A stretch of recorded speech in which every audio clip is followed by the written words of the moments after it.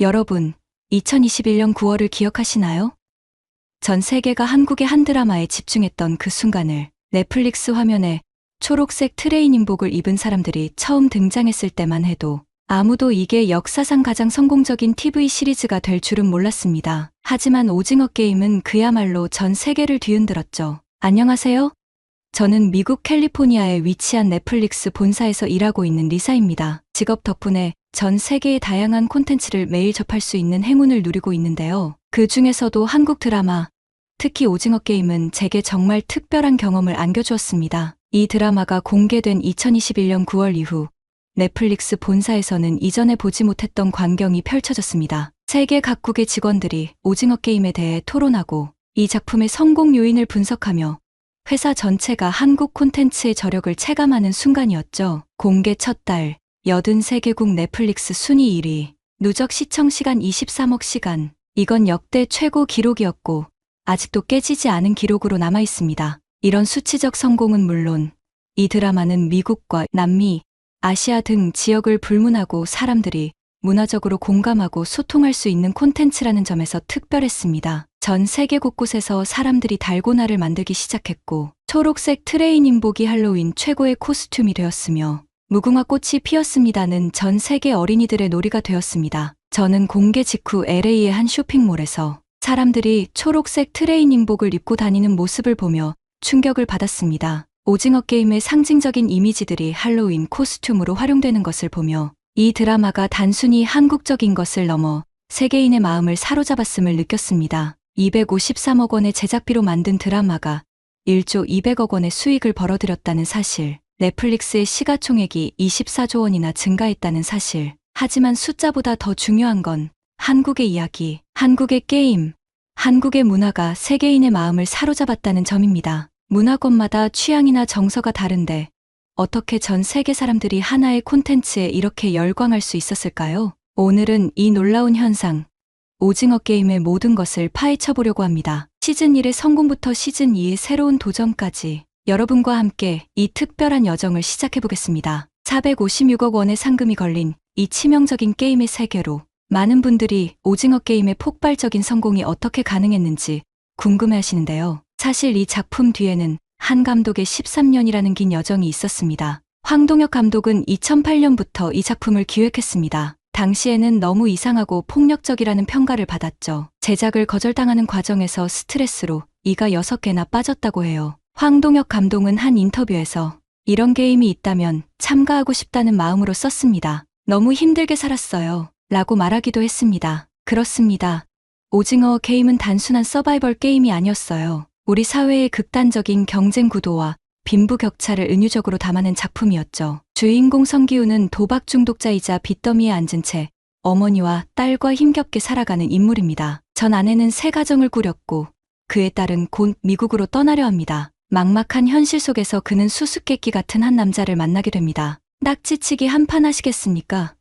이기시면 10만 원, 지시면 뺨 한 대입니다. 이 제안을 시작으로 기훈은 456억 원의 상금이 걸린 미스터리한 게임에 초대됩니다. 그리고 그곳에서 456명의 다양한 사연을 가진 사람들을 만나게 되죠. 거대한 미로 같은 시설에 모인 참가자들, 그들은 어린 시절 놀이를 재해석한 치명적인 게임들에 참여하게 됩니다. 각 게임에서 탈락하면 즉시 죽음을 맞이하게 되고 살아남은 자의 몫은 늘어나는 상금, 456억 원을 향한 치열한 경쟁이 시작됩니다. 첫 번째 게임 무궁화 꽃이 피었습니다. 어린 시절 누구나 해봤을 이 순수한 놀이가 어떻게 255명의 목숨을 앗아가는 잔혹한 게임이 됐을까요? 시스템의 룰에 순응하지 않으면 죽는다는 냉혹한 사회의 모습을 담았습니다. 두 번째 달고나 게임은 겉보기엔 공평해 보이지만 실상은 정보의 비대칭성이 존재하는 불공정한 게임이었죠. 우리 사회의 모습과 닮아있지 않나요? 제가 기억하는 흥미로운 에피소드 중 하나는 미국의 한 학교에서 학생들이 달고나 만들기 수업을 진행하고 있었다는 겁니다. 한국의 놀이가 전 세계로 퍼져나가며 단순히 문화를 넘어 교육적인 콘텐츠로도 활용된 사례는 놀라웠습니다. 그러나 게임이 진행될수록 충격적인 진실들이 드러나기 시작합니다. 주인공 성기훈을 통해 우리는 무엇을 보게 될까요? 게임에서 이기기 위해 다른 사람을 죽이는 것을 거부했죠. 특히 마지막에 밝혀진 일남의 정체는 많은 시청자들에게 큰 충격을 안겨줬죠. 이 게임의 설계자이자 최후의 보스였던 그는 왜 직접 게임에 참여했을까요? 그는 단순한 참가자가 아닌 이 게임의 창시자였던 것입니다. 부와 권력을 가진 자들의 오락거리로 만들어진 이 잔인한 게임의 배후, 그들의 비뚤어진 오만함을 보여주는 캐릭터였습니다. 특히 VIP들의 존재는 의미심장합니다. 마스크를 쓴 채 사람들의 죽음을 구경거리로 즐기는 이들. 우리 사회의 극단적인 빈부격차와 권력의 민낯을 적나라하게 보여줬죠. 오징어 게임이 전 세계적으로 사랑받은 이유는 분명합니다. 한국적인 정서와 놀이를 통해 현대 사회의 보편적인 문제를 파고들었기 때문이죠. 단순한 서바이벌 게임을 넘어 인간의 존엄성과 자본주의 사회의 모순을 날카롭게 지적했습니다. 결국 최후의 승자가 된 기훈. 하지만 그는 1년이 지나도록 상금을 쓰지 못합니다. 대신 붉은 머리로 변신하고 새로운 게임이 시작되는 것을 막기 위한 여정을 시작하죠. 그리고 마지막 장면에서 붉은 머리로 변신한 기훈을 보며 우리는 질문을 받습니다. 당신이라면 어떤 선택을 하시겠습니까? 이런 깊이 있는 메시지가 있었기에 오징어 게임은 단순한 화제작을 넘어 전 세계인의 마음을 울리는 걸작이 될 수 있었습니다. 2024년 공개된 오징어 게임 시즌2는 또 한 번 저와 동료들에게 큰 충격을 주었습니다. 프론트맨과 VIP들의 이야기가 어떻게 확장되는지, 게임의 숨겨진 복선이 시즌3로 이어질 단서가 되는지를 두고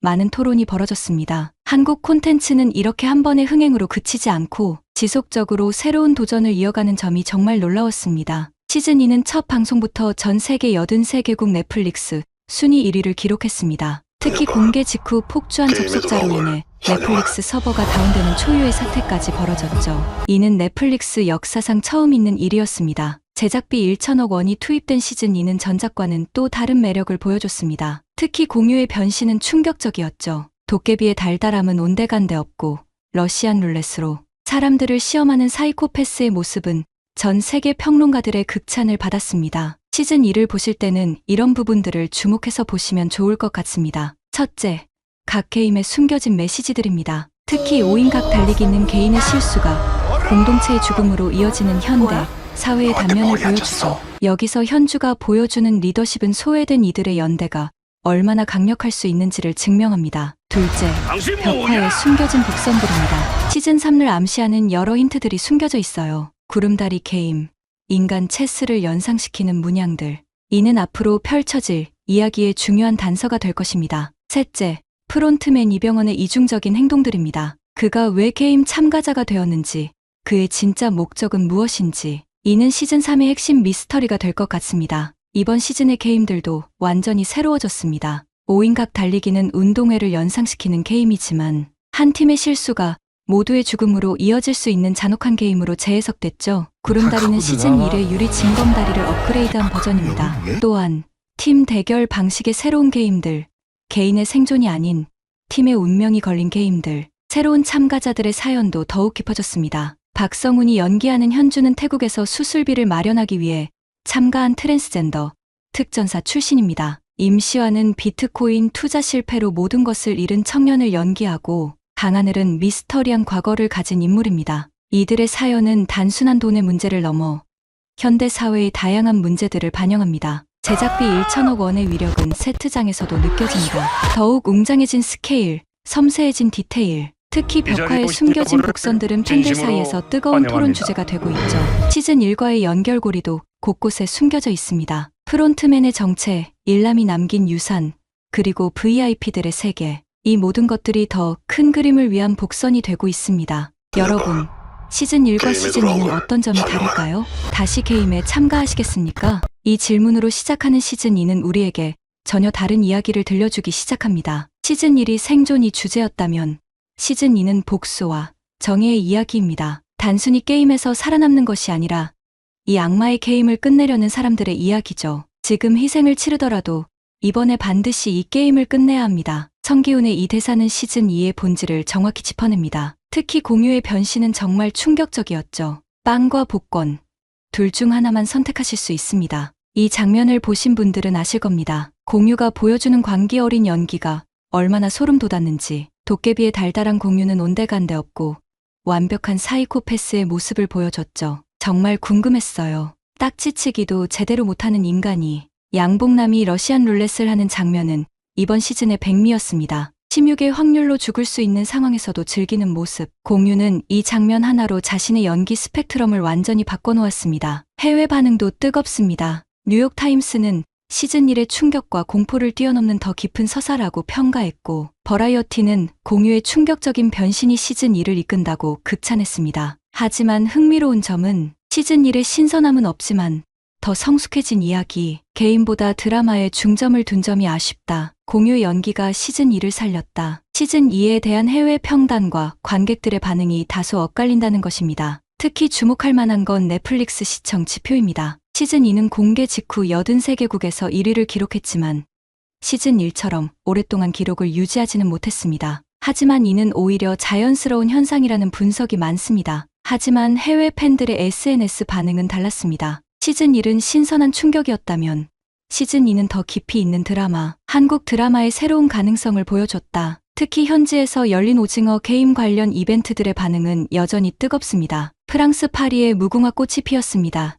이벤트는 티켓이 오픈 1분 만에 매진되었고, 영국 런던의 오징어 게임 테마 파티는 3개월 연장 공연을 결정했습니다. 전 세계 예능 프로그램들의 오징어 게임 패러디도 계속되고 있고, 할로윈 시즌에는 여전히 초록색 트레이닝복이 인기 아이템입니다. 이처럼 오징어 게임은 여전히 글로벌 현상으로 자리 잡고 있으며 K 콘텐츠의 저력을 다시 한번 입증하고 있습니다. 시즌 2는 다양성도 눈에 띕니다. 트랜스젠더 캐릭터의 등장, 다양한 국적의 참가자들. 이는 단순한 설정이 아닌 현대 사회의 복잡한 단면을 보여주는 장치로 작용합니다. 오징어 게임은 이제 단순한 드라마가 아닙니다. 전 세계에서 달고나 챌린지가 일어나고, 초록색 트레이닝복이 패션 아이템이 되고, 무궁화 꽃이 피었습니다가 세계의 놀이가 되었습니다. 이제 오징어 게임은 하나의 문화 현상이 된 거죠. 한 팬의 말처럼 여기가 바로 세계 콘텐츠의 중심이에요. 한국은 콘텐츠뿐 아니라 이런 이벤트의 완성도도 최고예요. 시즌 2는 단순한 후속작이 아닙니다. 이제 오징어 게임은 한국 문화의 새로운 이정표가 되었고, 전 세계가 주목하는 프랜차이즈로 자리 잡았습니다. 여러분은 오징어 게임이 정말 끝났다고 생각하시나요? 저는 시즌 2를 보면서 계속 이런 생각이 들었습니다. 이게 정말 끝이 아니라는 것, 더 거대한 이야기의 시작이라는 것을요. 시즌 2는 우리에게 수많은 미스터리를 남겼습니다. 프론트맨으로 알려진 이병헌의 캐릭터가 왜 갑자기 게임 참가자가 되었는지, 그의 진짜 의도는 무엇이었는지, 겉으로는 게임의 공정성을 강조하면서도 묘하게 이중적인 행동을 보여주었죠. 마치 더 큰 그림을 그리고 있는 것 같았습니다. 특히 흥미로웠던 건 황준호 형사의 이야기입니다. 그가 발견했던 VIP들의 정체와 게임의 역사를 담은 파일들. 아직 우리는 진실의 절반도 보지 못했다는 생각이 듭니다. 형, 왜 그랬어요? 라는 그의 마지막 질문은 여전히 공중에 맴돌고 있죠. 이진욱이 연기한 경석의 운명도 큰 미스터리입니다. 시즌 2에서 그의 죽음이 암시되었지만 실제로 시신은 발견되지 않았어요. 저는 개인적으로 그가 노을의 도움으로 살아남았을 거라 생각합니다. 왜냐고요? 노을이라는 캐릭터가 보여준 행동 패턴을 보면 그가 단순한 진행 요원이 아니라는 것을 암시하는 장면들이 여러 번 있었거든요. 2025년 시즌 3가 공개된다고 합니다. 벽화에 그려진 문양들은 새로운 게임들을 암시하고 있어요. 구름다리 게임, 인간 체스를 연상시키는 문양들, 그리고 가장 흥미로운 건 기차와 관련된 암시들입니다. 시즌 1이 생존이 주제였다면 시즌 2는 복수였죠. 그렇다면 시즌 3의 주제는 무엇일까요? 기운의 대사처럼 지금 희생을 치르더라도 이번에 반드시 이 게임을 끝내야 한다는 것일까요? 시즌 3가 공개되면 또 어떤 새로운 역사가 쓰일까요? 이미 시즌 3의 제작비는 시즌 2의 2배인 2천억 원으로 책정되었다고 합니다. 이제 K 콘텐츠의 위상은 완전히 달라졌습니다. 넷플릭스는 2024년 한국 콘텐츠 제작에 1조 원 이상을 투자하기로 했고, 디즈니와 아마존 프라임도 한국 콘텐츠 제작을 위한 전담 조직을 꾸렸습니다. 실제로 파리에서는 456명이 참가하는 무궁화 꽃이 피었습니다. 이벤트가 열렸고, 런던에서는 오징어 게임 테마의 음악 페스티벌이 성황리에 개최되었습니다. DDP에서 열린 시즌 2 월드 프리미어에는 전 세계 미디어가 집중했죠. CNN은 한국이 이제 세계 문화 콘텐츠의 새로운 기준을 제시하고 있다고 평가했고, BBC는 할리우드의 시대가 저물고 K 콘텐츠의 시대가 도래했다고 보도했습니다. 특히 한국 배우들의 위상도 완전히 달라졌습니다. 공유의 연기는 할리우드의 러브콜을 받고 있고, 이정재는 이미 할리우드 블록버스터의 주연으로 발탁되었죠. 박성훈의 트랜스젠더 연기는 뉴욕타임스가 올해의 연기로 선정하기도 했습니다. 더 놀라운 건 오징어 게임이 이제는 한국 콘텐츠의 새로운 기준이 되었다는 거예요. 오징어 게임은 이제 단순한 드라마가 아닙니다. 전 세계가 주목하는 문화 현상이자 K 콘텐츠의 새로운 이정표가 되었습니다. 달고나 챌린지가 전 세계적 유행이 되고 초록색 트레이닝복이 패션 아이템이 되는 등 한국 문화의 영향력은 이제 상상을 초월하고 있습니다. 오징어 게임은 이제 전 세계 콘텐츠 시장의 판도를 바꾸고 있습니다. 2025년 다시 한번 전 세계의 시계가 한국 시간에 맞춰질 순간이 오겠죠. 앞으로 펼쳐질 이야기가 더욱 기대되는 이유입니다. 전 세계 시청자들과 함께 호흡하며 우리는 또 한 번의 역사적인 순간을 맞이하게 될 것입니다. 마지막으로 황동혁 감독의 말을 인용하며 이 리뷰를 마치고자 합니다. 한국적인 것이 가장 세계적인 것임을 증명했습니다. 이제 우리는 새로운 이야기로 세계와 만날 준비가 되어 있습니다. 저는 오징어 게임이 한국 콘텐츠가 가진 잠재력의 시작일 뿐이라고 생각합니다. 이 작품은 단순히 전 세계적으로 사랑받은 드라마가 아니라 콘텐츠 산업의 새로운 지평을 열었습니다. 넷플릭스 본사에서 일하는 한 사람으로서 그리고 콘텐츠를 사랑하는 시청자로서 저는 한국 콘텐츠가 앞으로도 계속 세계를 놀라게 할 것이라 믿습니다. 오징어 게임이 열어준 이 문은 닫히지 않을 것입니다. 그리고 솔직히 말씀드리자면 오징어 게임을 비롯한 다양한 한국 콘텐츠를 접하면서 한국이라는 나라 자체에 대한 호기심과 매력이 크게 느껴졌습니다. 저는 이제 단순히 스크린 속 한국을 보는 것이 아니라 그곳을 직접 경험하고 싶다는 강렬한 바람을 갖게 되었습니다. 한국은 그저 한류 콘텐츠의 본고장이 아니라 살아 숨쉬는 다채로운 문화와 역사가 깃든 곳입니다. 드라마와 영화 속에서 봤던 전통적인 한옥마을과 화려한 도시 스카이라인, 그리고 음식 프로그램에서 봤던 김치, 비빔밥, 고기구이 등 맛깔나는 요리들은 저를 언제나 설레게 합니다. 또한 한국의 현대성과 전통이 공존하는 방식은 굉장히 매력적입니다. 서울처럼 첨단 기술과 화려한 문화가 공존하는 도시부터 전주나 경주처럼 전통이 살아 숨쉬는 곳까지 한 나라 안에서도 전혀 다른 분위기를 경험할 수 있다는 이야기를 들었습니다. 이런 독특한 조화는 제가 꼭 한국에 가보고 싶은 이유 중 하나입니다. 무엇보다 한국 사람들의 따뜻한 정과 환대, 문화는 제가 더 끌리는 이유입니다. 콘텐츠를 통해 느낀 한국인의 끈끈한 유대감과 가족 중심적인 사고방식은 제게 큰 감명을 주었습니다. 이런 정서를 직접 경험하며 한국 사람들과 교류할 수 있다면 그것만으로도 큰 영감을 받을 것 같습니다. 게다가 한국은 콘텐츠 산업 외에도 K-팝, 패션, 뷰티 등 다양한 분야에서 세계적인 영향력을 발휘하고 있습니다. 제가 좋아하는 아티스트의 무대를 직접 보고 K-팝 팬들의 열정적인 응원 문화를 현장에서 경험하는 것도